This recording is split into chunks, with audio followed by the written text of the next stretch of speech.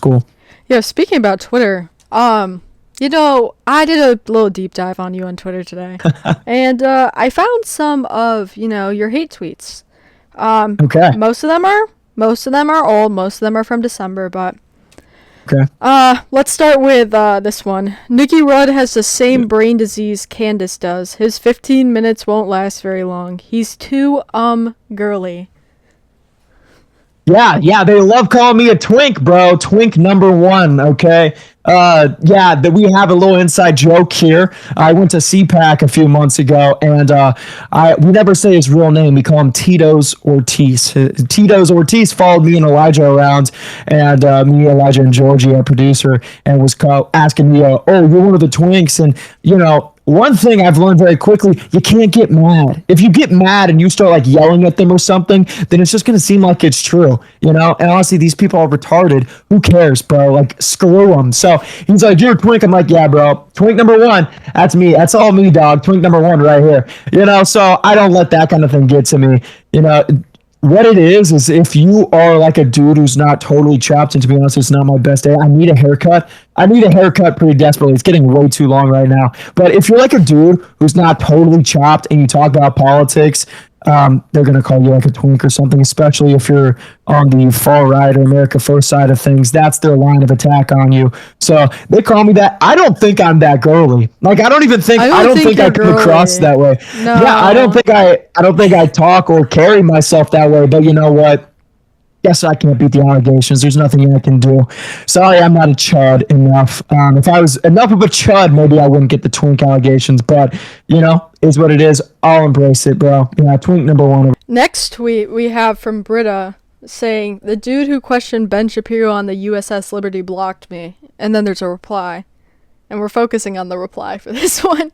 But Nicky Spud, who has classic autism face, at Gronk, analyze if Nicky Rudd appears to have autism or other disordered based on speech patterns and facial characteristics. What do you have to say about that, Nicky? Oh, 100%, dude. You have no emotion if you don't have autism, bro. Everyone who's cool has autism nowadays. Like, is this supposed to be a diss? Elon Musk, richest man in the world? Yeah, I'll proudly be a Spud, okay? I'll proudly be your autistic chud, please.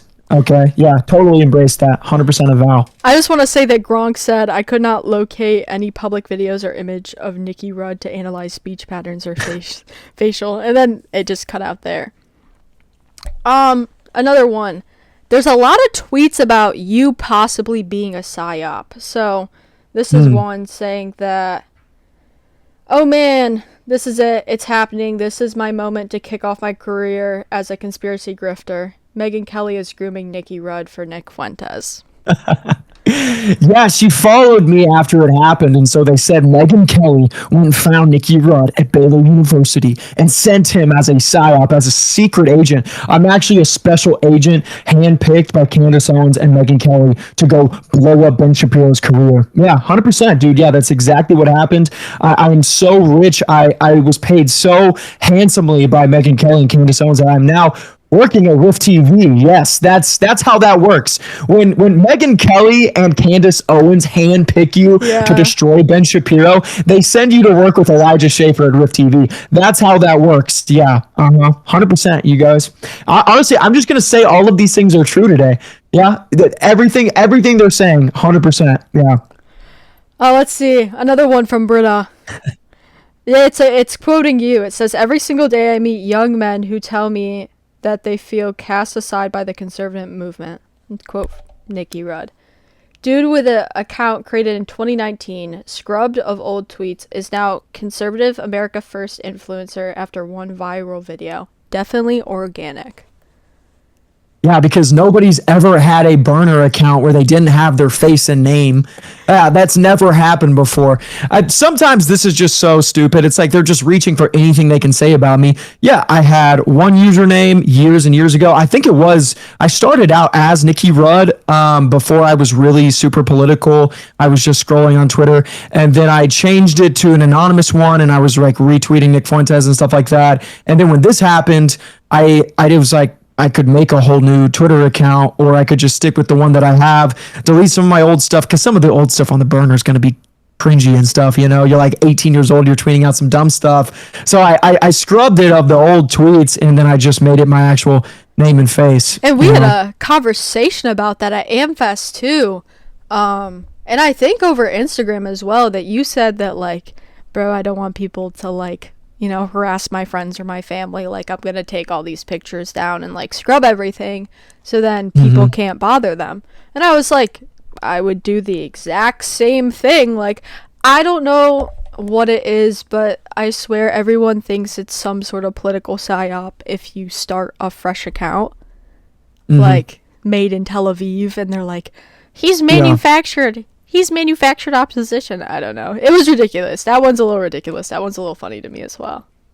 Yeah, there was like a million psyop tweets about me. It's just like people can't believe there's actually young men out there who, or young people in general, who care about the country. They don't like Israel, and they're willing to put themselves out there. They're willing to go ask a question. I don't know why that's like not believable, why people would think that he had to get paid, he had to get selected. It's like, I got selected from where is my money? I'm still in college, I've gotten nothing, and you think they would boost me even more. I've got like 40K on Twitter now, and that's after 6 months. I hit like 20 something after all that happened, and I've grown like 15K more since then. It's like, yeah, I don't know, but people have gotten to a point where reality is so hard for them to determine. They've been lied to so much. There have been so many psyops that the tinfoil hat has actually fried their brain. Now everything's a psyop. Nothing is real. There is nothing organic. There's not actually people who care about the country. They care about the direction we're headed in, and they're willing to put themselves out there and say what they believe in and not really care about the repercussions. It's everything has to be a psyop. Everyone has to be controlled. And the more I get into this, and back in the day, I was a conspiracy guy. That's what I grew up on. Everyone was watching that 2012 YouTube. I'm going through the rabbit hole, and you see like the symbolism. People are doing this. It's like they're all in the Illuminati. And then 2 weeks ago, I think it was, or 3 weeks ago, somebody took my Twitter profile picture where I'm sitting there like this. I'll show you real quick. I'm just sitting there like this. It's not even like, I'm not even doing this. I'm not putting it over my eye. I'm sitting there and my hands are just like this in my profile picture. And they took that and then spliced it with a picture of like celebrities doing that. And they said, you can never trust someone like Nicky Rudd who's doing an Illuminati hand symbol. And it's like, dude, did I make it? Bro, did I make it? I think I made it, dog. I am now in the Illuminati accusations. It's really funny for me to see the flip side of that growing up, always watching all those Illuminati videos. It's like people actually have been fried by being lied to by the government and by people in positions of power so much that they can't look at anything organic in real life and not think psyop conspiracy theory. So there is some truth to the fact that like there is like a retard right out there, or sometimes they're liberals as well. There is a retarded conspiracy theory contingent out there that thinks just nothing is real and everything's fake. Yeah. Again, another one. Nicky Rudd is organic as Jackson Hinkle. His question to Shapiro is supposed to be his big viral moment. All staged. Whose little performer is he? Bannon? Pozo? I wish, bro. Honestly, like if one of those dudes had came to me and found me, would have been amazing. Would have been much easier to jumpstart this career. But again, unfortunately for the people at home, I actually just cared and wanted to ask a question. And then I just want to add that like the screenshot she's replying to is it says Nicky Rudd with the check mark, right? And then it says 613 following, 9.5K followers. And that's my thing, right? Like, if you were going to be a psyop, you think they'd push you a little bit more. You think you'd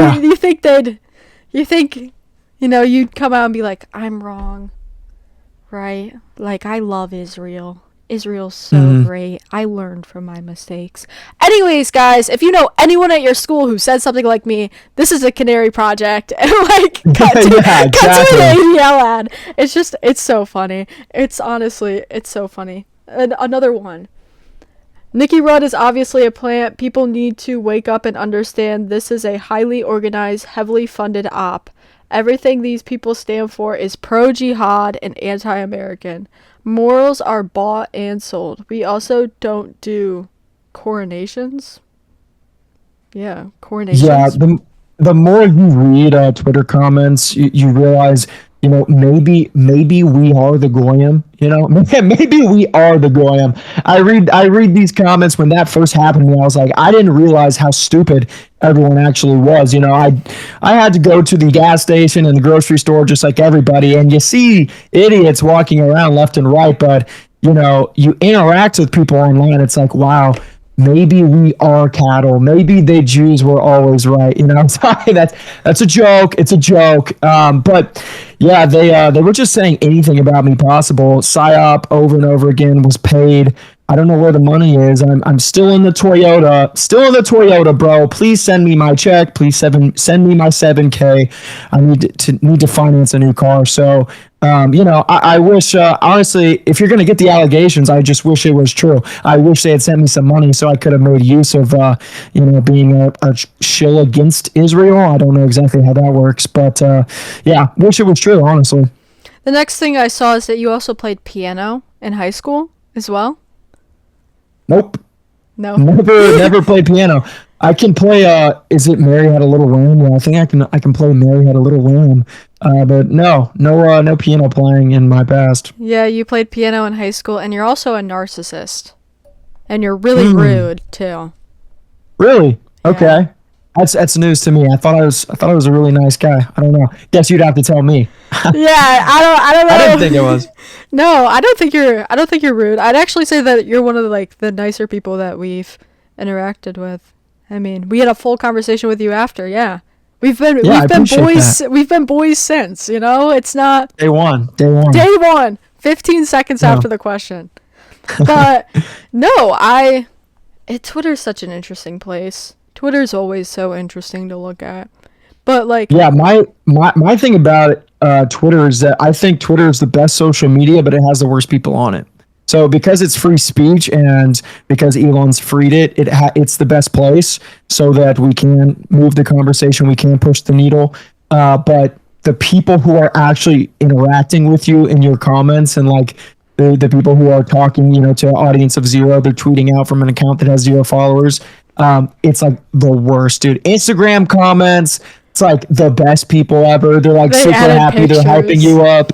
Yeah. And then you go to Twitter. It's like people just telling you, kill yourself. It's like, oh my God. Okay. All right. Thanks, guys. Yeah, no, Twitter's such an interesting place. That's really what it comes down to. And every account, I think it's funnier that the @Gronk. I'm not getting over that @Gronk. Yeah. Analyze Nicky Rudd to see if he has any patterns of autism. I also don't know what autism face is. I've been trying to think about that since I read it, but I don't know. That seems a little. I thought it just meant you were a chud. I didn't know there was a specific autism face. That's a new one for me. But yeah, I guess they were just calling me a chud. I'll take it. No problem. Yeah. So we had a conversation recently, a couple weeks ago, and you talked about converting to Catholicism. Yeah. It's been a process over the course of a few years for me now. I grew up Southern Baptist, Protestant, and there were some great people I met at the church I went to. Treated me well for the most part, but over the course of the past few years and just getting older and trying to understand my faith for myself and what is the truth, what do I believe in personally, but then also what was the early church? What is the church that Jesus Christ founded? Because I know the bedrock of my beliefs, it starts on Jesus, it starts on the Bible, but then from there, what did he actually establish for us on earth? Is it just this totally disconnected group of churches that aren't affiliated with each other? They just call themselves the body of Christ, but there's no hierarchy, there's no leadership, there's no tradition, there's no apostolic succession? Or is it actually that? Is it actually this rich tradition that goes back thousands of years that has been an unbroken chain the whole time since Christ established his church? And trying to work through those questions, I specifically 3 years ago, I went through an interesting event, and I'll explain it to you. You might find this very interesting. You were asking earlier, you didn't really grow up in like the Protestant sphere, but there's many different sects of Protestantism. You have like the high church Protestantism, like the classical Protestantism, Lutheran Church, Presbyterian Church, Anglican Church, which are basically the most traditional forms of Protestantism. And then you have what's really popular, those forms, that's mainline Protestantism. They're totally dying off in America. The only forms of Protestantism that are still alive in America is the Southern Baptists and then the non-denominational / like Pentecostal traditions. We'll just say that there's nothing traditional about it. But the Southern Baptists, they at least have a little bit of more decorum. It's more of like you stand for the songs. You might put your hands in the air, wave them back and forth like you just don't care for a little bit, and then you sit down. The pastor gives the sermon.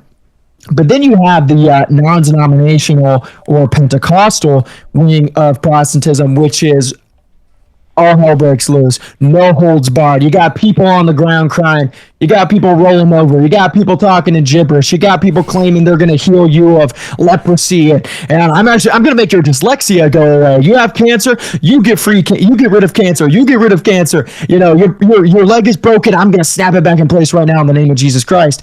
That is very popular right now in Protestantism. And 3 years ago, I was with a certain person. I was dating somebody, and she took me to this. It was technically non-denominational, but it was Pentecostal. It was charismatic Pentecostals. That's what it was. And so she takes me to this like revival type event they have, and I go there, and I should have immediately known I was being scammed, and everyone in this room was in mass psychosis. Okay.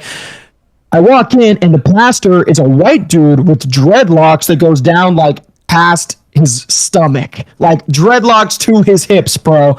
This guy looked like a white Rastafarian. He just got finished smoking a blunt out back, walked on stage. What are those white? Those white people dogs? The dogs that all of the white people have. The ones with the curly hair. And how the old people don't take care of their dogs. Are you getting the picture? Yeah, I see what you're saying. Was he like that? Well, it was gray hair. It was like gray hair. So it was so weird. It looked so weird, dude. And it was so long, and it went all the way down. And that should have been the first symbol. Like, this is a scam, brother. But I'm there, and this guy's talking about all the power he has in the spirit, and he's talking about all these healings he's done, and how he's delivered people from all these demons. And they're doing a worship sermon and or worship service, and people are crying and they're falling over and speaking in tongues and stuff. And I had heard of these things before, but again, I grew up at a Southern Baptist church, so they don't do that kind of stuff. People aren't speaking in tongues, quote unquote, at Southern Baptist church services. That's a very Pentecostal charismatic thing. And so I'm sitting there, I'm like, okay, at this point in time, I wasn't 100% going to be Catholic. So I was trying to have an open mind. The fact that I was there with the girl probably played a part of that, but I'm trying to have an open mind.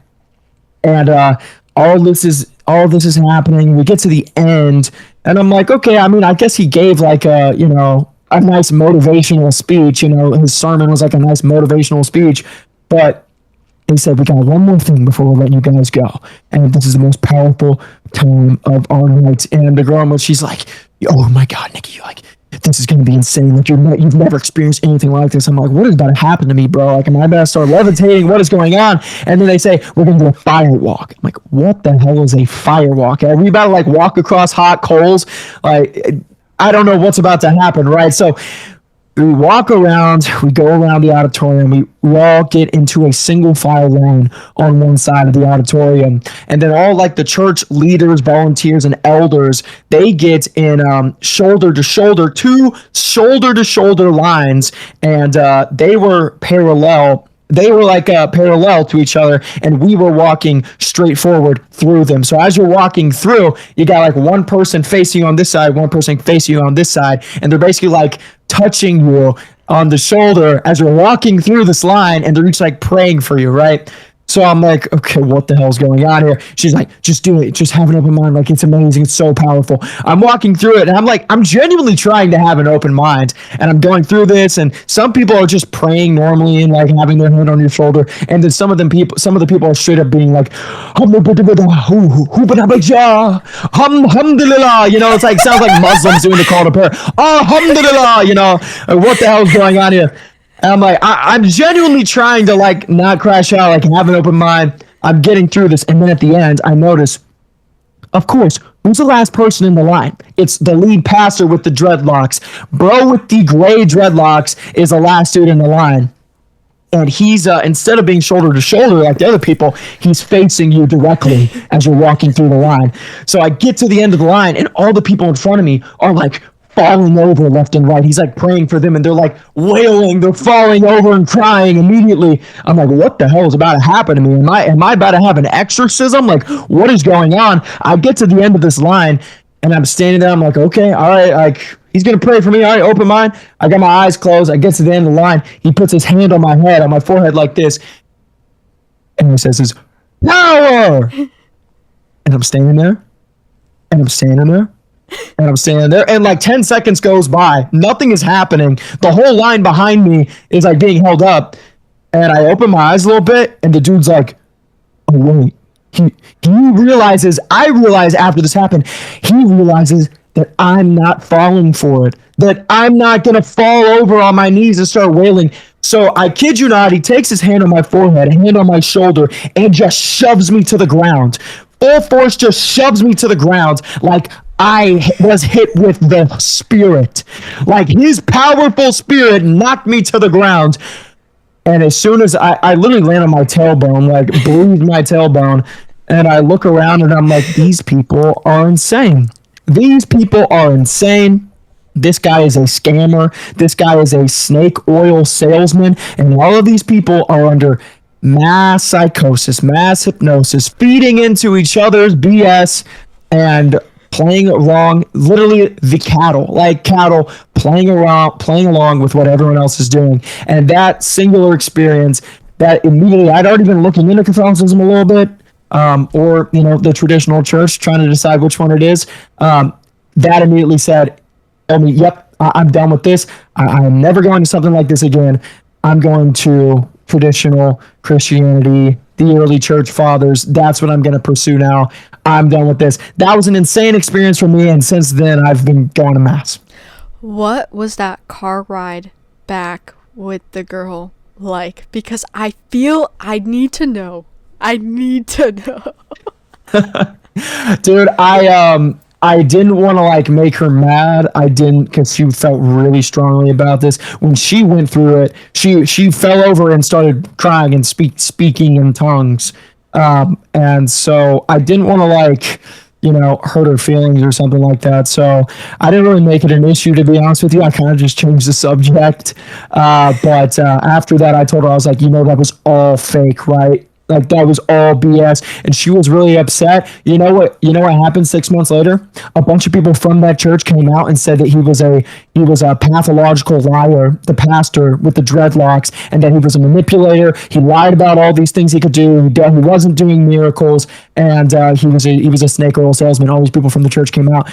And, I couldn't help myself. I kind of said, had to do I told you so to her. So, interesting experience for sure. Yeah, that's crazy. And I think about this every day. Like, if Martin Luther saw what he has done, I think he would execute himself on the spot. I think Martin Luther, is watching, and he's just like, wow, what have I done? Yeah. I mean, you look at these non-denominational churches, and they're like, $1,000 every Sunday. Yeah. $1,000 every Sunday, right? You can speak tongues, right? I'm Catholic. I've been Catholic for actually since October of 2025 is when I made my conversion. I've never spoken in tongues, right? If it happens, I'd love to see it, but It's not like me hating, but it's like at some point we need to be realistic. This is not happening. You're lying. Yeah, this is not real. And if you read Acts and you read about the day of Pentecost, where Pentecostal comes from, the point is that they want to be Pentecostal and charismatic Christianity. It all comes from speaking in tongues. But if you read in Acts, the day of Pentecost, what happens? The disciples are filled with the Holy Spirit. They go out and they start preaching, and the crowd is full of people because it was a Jewish holiday, so people from all around the Roman Empire are coming to Jerusalem, and they all speak in different tongues, different languages. They're all from different areas. Some of them speak Greek, some of them speak Hebrew, some of them speak Arabic, so on and so forth. They are hearing what the disciples are saying in their native language, in their native tongue, in their lingua franca. They are not hearing Alhamdulillah. That's not what they're hearing, but these Pentecostals, they're not, none of them go from, speaking English to them speaking Portuguese. That's not what's happening. They are speaking in Ooga Booga language, okay? That's what's happening there. So, I don't know. I wish these people would wake up from it, but unfortunately, it kind of just like it's a very emotions-based part of Christianity, sect of Christianity. It makes you feel good. That's the whole purpose. It's not to convict you of who you are and what you've done and hold you accountable. It's to make you feel good and say everything's okay no matter what. Yeah, I've noticed that. I feel like a lot of the non-denominational and more Protestants kind of focus on me. What can Jesus do for me? What is Jesus's plan for me? And not, hey, this man died on the cross for all of our sins. Let's pay him some respect.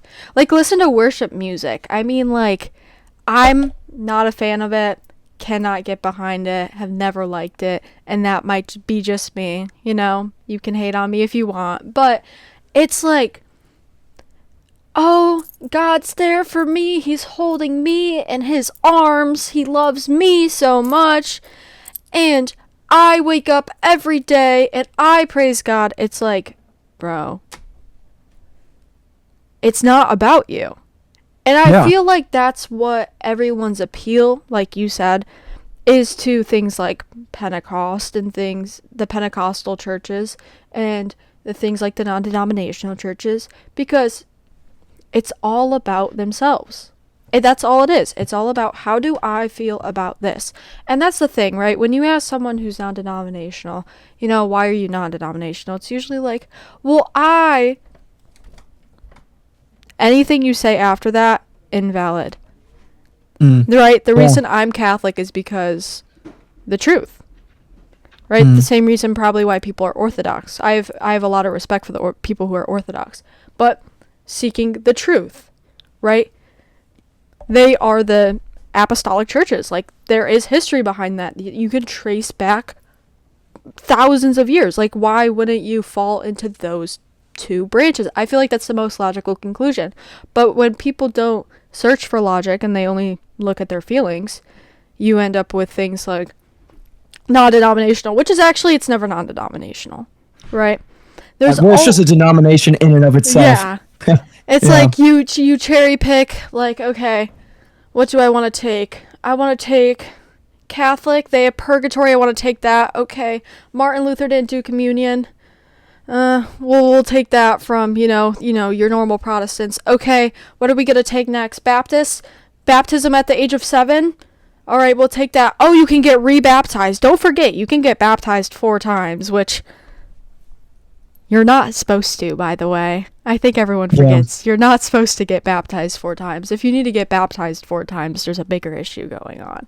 Right? We'll take the child baptism, right? We'll reject infant baptism.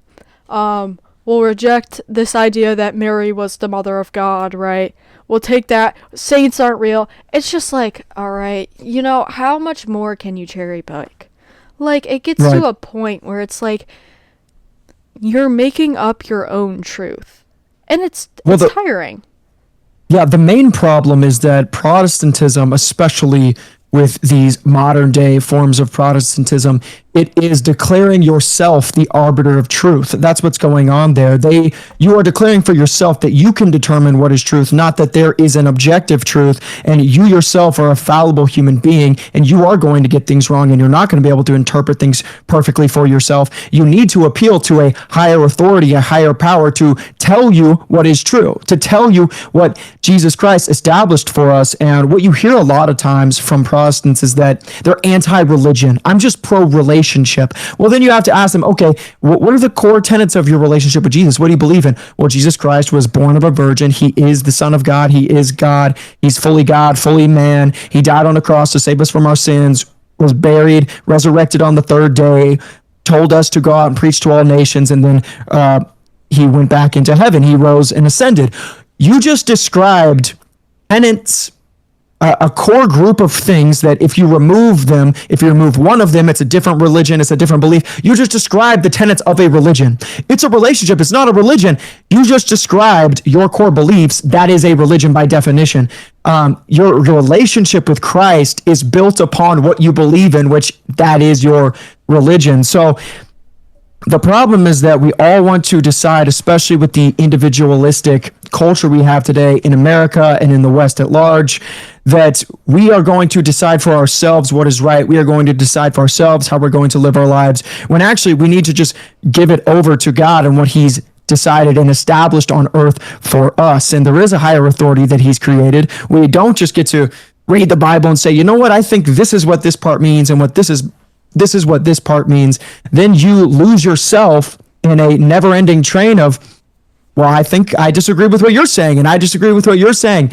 And that's where you end up in chaos, and no one knows what the truth is, and no one can describe and prescribe what we should be doing, what we shouldn't be doing. So that's why for me, it's like, okay, I definitely have to go to an apostolic church where there is a standard that's been set that is unmovable, unshakable, is rooted in tradition that started from the early church fathers, whether it's Polycarp saying that a church is not valid unless it has a bishop, to all the other early church fathers who died and were, many of them were killed by the Romans, killed by the Jews, at the time, right after Jesus. They described that the Eucharist is the body and blood of Christ, that you need apostolic succession, that you need a bishop for a church to be valid. All of these things were stated by the church fathers. I am not going to choose what somebody, the Baptist denomination was started in like the 1800s. Yeah, I'm not going to go with whoever that guy was and forsake the disciples of Peter and Paul and John and etc. Yeah, and I think the most interesting part too, and like I've talked to a small number of Protestants who don't know this, but there's actually a difference between, the Catholic Bible and the Protestant Bible. Martin Luther removed, I believe it's 9 books, but you'll hear Protestants all the time be like, well, where is that in the Bible? I'm like, well, if you open to Sirach, they're like, I don't have that. Of course Yeah. You don't have that. Of course you're missing that book. Of course you're missing that book. You know why? Because it has what we've been trying to tell you, right? Mm-hmm. And that's like one of the things on like my personal journey where it's like, I could be just non-denominational or I could be Catholic, right? And like I am a person who deeply cares about like the truth and like finding everything out. And I go to a Catholic college. And I'm lucky enough to have friars who live on my campus, Franciscan friars. And I'm lucky enough to be in an area where I have a basilica about 5 minutes from my college. And I have an access to a whole bunch of Catholic-related topics in our library, but even people to speak to about this stuff. So it's always been interesting to me that, like, everything is at your fingertips. And I'm gonna shout out, but like Council of Trent, for example, and like Joe Heschmeyer, like, you have these people who are do apologetics right at your fingertips, who can help you understand what the Catholic Church teaches so you don't have to sift through hours and hours of information for one answer. Why are you not taking advantage of that when you're trying to figure out where you want to go with your relationship? Absolutely. Yeah, that should be a requirement for everybody. Everybody should be pursuing the truth, and that's what I want to believe about myself. I try to live up to this standard that no matter what I'm doing, whether it's in politics, whether it's in business, and then especially whether it's with regards to my salvation, my eternity, I want to be pursuing what is the objective truth. I don't want to leave things up to guess. I don't want to guesswork. I don't want to leave them up to chance. I want to be assured that I'm following something that Jesus Christ did establish for us. So that's what I've been trying to do as of recently. I'm getting pulled in two directions. The Orthodox have been coming after me pretty hard recently. So we'll see which way I end up. But I've never even been to a Orthodox divine liturgy before. I've only gone to Catholic Mass. So it seems a lot more likely that I'll end up Catholic. And this is a personal question. I'm not asking you what you've said, but have you ever went to confession yet in your journey of becoming Catholic? No, you can't go to a confession until you are confirmed. Oh yeah, that's true. That is true. I really want to go to confession. That's like a big pull for me to confession is probably the most relieving thing that you can do in your life. And that's like the best way to describe it. It feels like a weight has been lifted off your shoulders, right? You've rolled in the mud your entire life. And you finally get to come inside and you take a bath and you're clean. And I remember the first time I went to confession, the priest, I think, was like 80. And I just broke down crying, like bawling my eyes out. And I'm like, this is my first time. I'm so sorry. And he was like, you are forgiven. And then I'm crying more. I'm like crying more. And it's such like a beautiful thing. And I go out of the confession booth, right, and I'm still crying. I'm sitting in the back of this tiny little church. I went to a town over with like 30 kids per grade, like a very small town. I'm sitting in the back of the church, I'm crying. And the priest comes over and hands me like the little mass book. He hands it to me and he smiles. And like that for me was like, I don't say this very often, but like he was sent by God. Like that was like the comfort. Oh my gosh, I might cry now. Cause it's like, it was such like a powerful moment. Like that's one of those things where it's like, he was sent by God, like in a way that like I've never felt more comfort and like more just like at peace. And like when you experience that for the first time, it is like the most amazing thing. Yeah. That's one of the biggest pulls for me to Catholicism is that experience of confession, because, you know, we're both, you know, adults. And so growing up and having never been Catholic, never been to confession, I didn't have that experience in my childhood. There's been a lot, you know, lots happened in my life, and I'm 23 now, you know, in my 23 years, there's a lot of burden, you know, there's a lot of things that rest and they hold you down. They are burdens on your shoulders. And I really want to have that experience of being able to let go, let loose some of these chains that are around you. And so that's something that my Catholic friends have always told me, expressed to me, of how amazing the confession experience is. And, you know, I think about, you know, and Protestants are like, that's not in the Bible. It's like Jesus told his disciples, whatever sins you loose on earth, I will loose, and whatever sins you bind on earth, I will bind. You know, so it's pretty as explicit as it gets.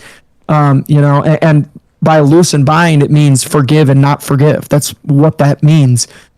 So it's something I really want to do. And it's kind of, you know, you get kind of scared once you try to figure out what the truth is and you realize like, I really need to go to confession. It's kind of scary. I'm like, I want this to happen right now. Yeah. You know, OCIA is a great process. You'll like it a lot. But, you know, I went through that recently. Got confirmed on Easter. So much fun. So great. Let's go. Was so That's happy awesome. to do it. Yeah. But, you know, you have to pick your saint, right? I picked, I don't know if you've read Confessions. I don't know if you're Augustine, you know, big fan of Augustine. And like, right, never growing up religious. Only religious person in my family. Besides, we talked a little bit earlier about my great grandmother. It's me and her. It's me and her writing it out. No one else is religious. Let's go. But, you know, there's a quote from him. It's like, Lord, heal me, but not too quickly. Right? And that's like, that's how it felt like in the beginning. It's like, I know the truth, but like, I enjoy like, you know, doing all this stuff a little too much. Like, Lord, heal me, but like not too quickly. Let me have my fun still. And it's like, no.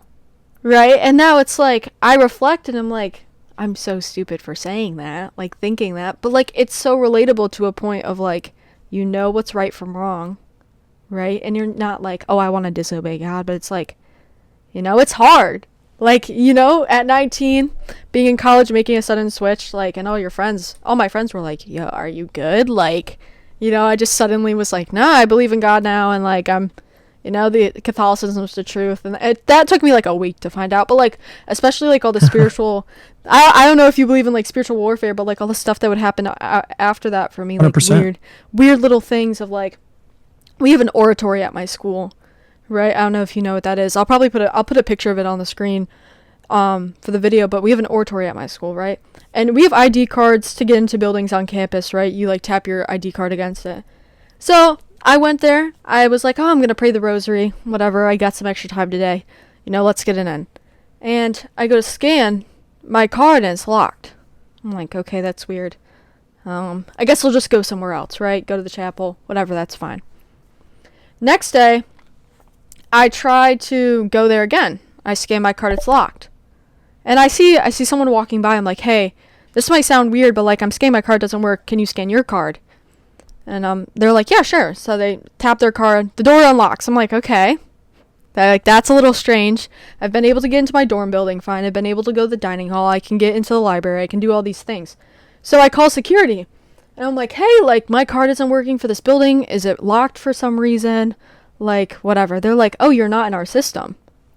By the way, I've gone to this college for a year and a half at this point. So to me, I'm like, what do you mean I'm not in the system? Like, how can I get into my dorm room? How can I go to the dining hall? They're like, oh yeah, your card, like, you're not in our system. Like, you don't exist in our security system. I'm like, okay, that's like a little weird. Like, I'm trying to go into the only religious building on campus and I can't get in. Like, that's strange. That was one of the things for me where I was like, yo, like, I felt like I was going crazy. I told everyone about it. Whatever. They said they were going to fix it. They didn't fix it. Right? Anyways, I go talk to one of the friars the next day. I'm talking to him. I'm like, oh, I'm going to go to the oratory. I told them this whole story, and they were like, they said they fixed it. Whatever. And then I go to the oratory again, and like they have cars, so like the way the campus is set up, you can see the oratory and there's like a little road passing through, and I'm trying to get in and he can like see me from his car, so he's like watching me. And I call security again. He sees me like on the phone now, and he gets out of his car and he comes stands next to me, and security now says that I am not a student and I don't go here. And I'm like, okay, this is more crazy because I've gone here for a year and a half. I can get in the dining hall. I can go to my classes. I can log in, all my stuff. It's not like I had bad grades either. I had like a 3.5 GPA at this time. Like, there's no reason for this to be happening. So I call them, and they're like, you know, like, just come and get a new card. So I go get a new card. They're like, yeah, you're not in the system. And it looks like you were deleted. I'm like, okay, that's super weird on a campus with 2,000 students. Like, why am I not in the system? Whatever. I end up being able to get in, but let me tell you, like, that was just such like a weird thing to me, because it's like I'm trying to go pray and I'm being interrupted. And I had like, I talked about with the friars, like I had dreams about this, like, too, that I would like be trying to pray and someone would be interrupting me. It's like, I don't like this, whatever. Very strange, very strange. So it was like, you know, you try to come over the truth, and it's like, you know, we call him the one of the friars calls him like the evil one, but the evil one's standing like 3 steps behind you, like, let's cut this out, let's stop it. But yeah, well, we have an enemy, and he wants to throw as many obstacles in your path to keep you from following the righteous path. You know, he doesn't want you to become a weapon that can be used against his kingdom, right? There are 2 kingdoms. You have the kingdom of heaven and then the kingdom that's on earth right now. And one thing that I would always say to some of my friends who they don't believe in conspiracy theories, right? Yeah. They don't believe that there are people behind the scenes on earth pulling the strings for evil, but they're Christian, right? these are my friends who are Christians who don't believe in conspiracy theories. This is what I tell them. What is the third and final test that Satan puts Jesus through after Jesus wanders on earth for 40 days and 40 nights, right? So he puts Jesus through several tests, and the last one is he takes Jesus to the highest mountain in the area, and he gives him a vision of all the kingdoms on earth. And he says, if you will just bow before me, I will give you control over all the kingdoms of the earth. Now, I think that he's speaking literally. And if you look at in the Old Testament, King Nebuchadnezzar talks about how the devil would have control over different kings on the earth. And there were times where Daniel was supposed to be saved by an angel, but the angel told him that there was a principality on earth that he had to fight in order to get to Daniel. The spiritual warfare is real, and if the devil could offer Jesus 2,000 years ago control over all the kingdoms of the earth, how much more control do you think he has today in our ever interconnected world? In a world where I can make a phone call to China right now and have a conversation, tell somebody to transfer me money, tell somebody to get on a plane and go somewhere to do something that I want, and the internet where you can basically have the knowledge of everything on earth all at your fingertips.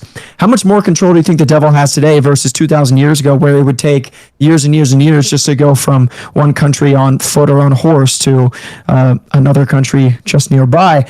Clearly, the devil has much more opportunity and power in today's world. So I tell them there's a real enemy, and he's really at work on earth, and he is pulling the strings behind the scenes in every country, and he is trying to bring about his one world order. And we can see that every single day we are approaching closer and closer to it. And it's a scary thing, but it also tells you that you can see the signs that Jesus is real. You can see the signs that Revelations is true. You can see the signs that what was prophesied to happen at the end of the world is I believe that we're getting closer to that.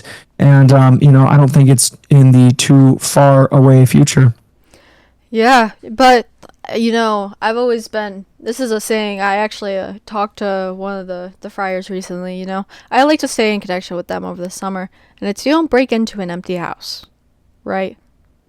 You don't break into an empty house. People who, have their struggles and, their religion, their relationship, be in the church and with those sort of things, you don't break into an empty house. Those people, are strong followers of Christ, whether they're Orthodox, Catholic, or whatever.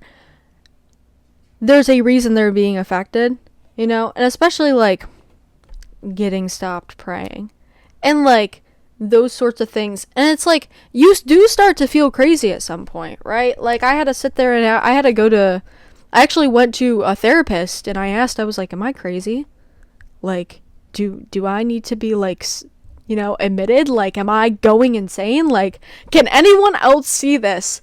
And it's it got to the point where I would start keeping notes of weird stuff that was happening, and I would bring them. I'm listen, if I need to go to the psychiatric hospital right now, admit me. I feel I'm going insane. It feels you're in a show and there's a camera on you. You're what is possibly going on? And it's stuff like that. And I know we talked about the Pentecostals and stuff, but I was starting to feel like one at some point. All these weird things that are happening to me, especially surrounding prayer. I had timestamps and everything too. And I was I feel I'm going insane. And I don't know if you've had any similar experiences where you're I feel I'm the only one seeing this right now. How are we all missing this? Yeah, I haven't had supernatural experiences, not recently, maybe a long time ago, but sometimes I look back and I wonder if I was reinforcing some of my own beliefs that I already had. But my experiences are just always being in the right place at the right time when it was the least likely thing to happen. Over and over again, especially, in the past 6 months, in the past year, certainly, just ending up somewhere I didn't plan to be, really didn't want to be, and being put there seemingly for a reason and for a purpose that I never would have imagined or dreamed of, and it continues to happen to me. So I just think that there is a power at work in my life, and I'm certainly not a perfect person, very far from it, but I truly believe in my heart of hearts that there's a reason why I do what I do, the reason why I have this platform and this ability to do this. And I have some sort of destiny that I'm supposed to fulfill.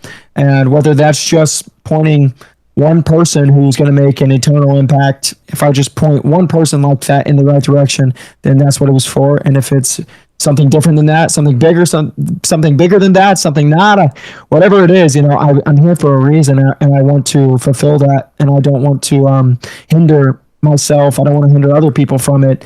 I think that I was placed here for a reason. I want to find it. I think that's great. I think that's truly great. And I think it takes a long time for a lot of people to figure that out. So having that figured out at such a young age, like, that's one of the blessings of being, like, Catholic adjacent. Because you're not confirmed yet. You don't know what you want to be. Yeah. So we'll say Catholic We're getting adjacent. there.